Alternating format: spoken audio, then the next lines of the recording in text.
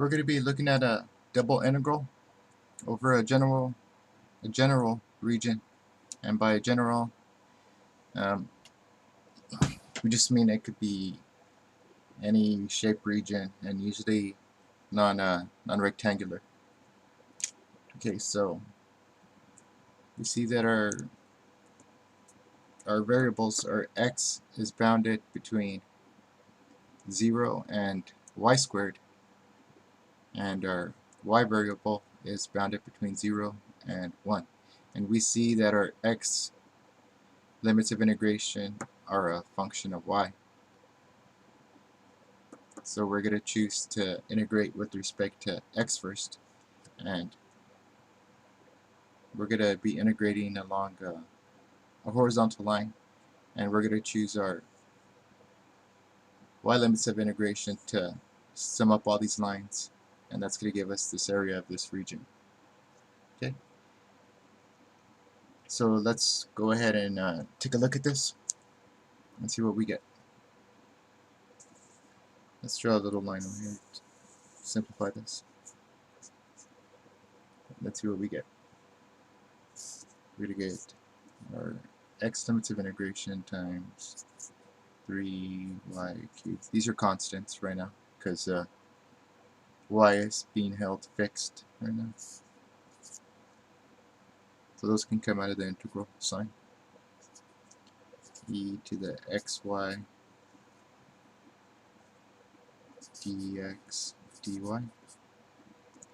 And let's go ahead and do a u substitution right now. Let u equal xy, and our du is going to equal to y dx. Okay, so let's go ahead and substitute these things in, and we are going to get 0 to 1, our limits of integration, times 3 times y squared, because we got a y, the factor of y in our du, so that's gonna, so that accounts for that squared not being a cubed. And we're not gonna recalculate our limits, because after we integrate, we're just gonna go ahead and substitute back xy for u. So it's not a big deal right now as long as we're consistent.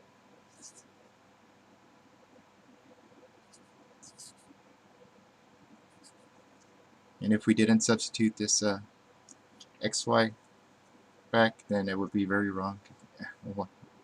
Our answer would be very wrong.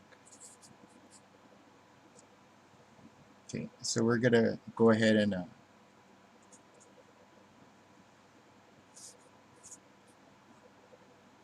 plug back in our xy for u right now.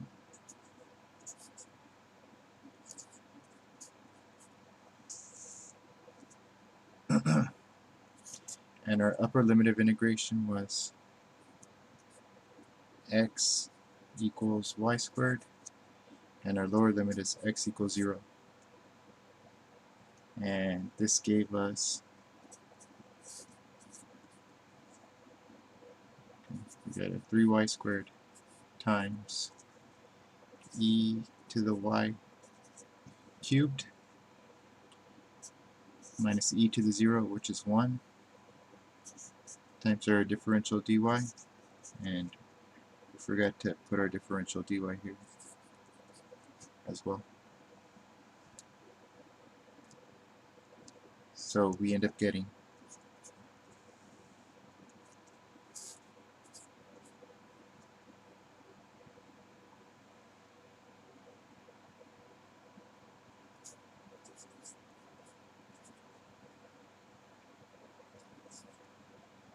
we're just multiplying through by this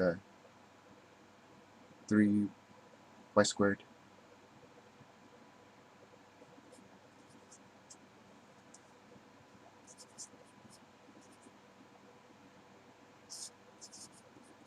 Okay,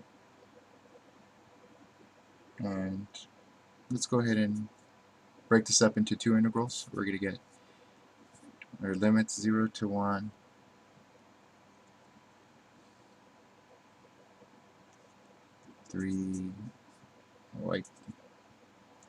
y squared times e to the y cubed dy minus our limits of integration times 3y squared dy. Okay, so let's go ahead and do here. Let's go ahead and do another change of variables. So let's let w equal to y cubed, and calculating our differential, we get dw equals 3y squared times our differential dy. And this is nice because this is going to allow us to integrate this. Otherwise it would be a mess, and probably couldn't get this in terms of elementary functions. But this is going to simplify very nicely, and let's see what we get. So we get, and we're not going to recalculate our limits. We're just going to, once we integrate, we're just going to substitute back in y cubed for w. As long as we're consistent, we don't have to worry.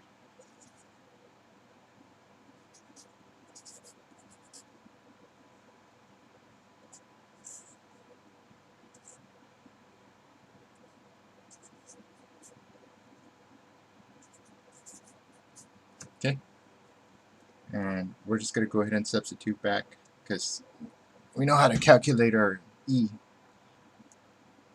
which is very simple. And we're just going to, once we integrate, we're just going to substitute y cubed back in for this w, and we're going to get e to the y cubed minus y cubed, and we're going to evaluate this at our upper and lower limits of integration, which are y equals 1 and y equals 0, and this is going to give us e minus 1 minus 1 minus 0, and this is going to equal to e minus 2.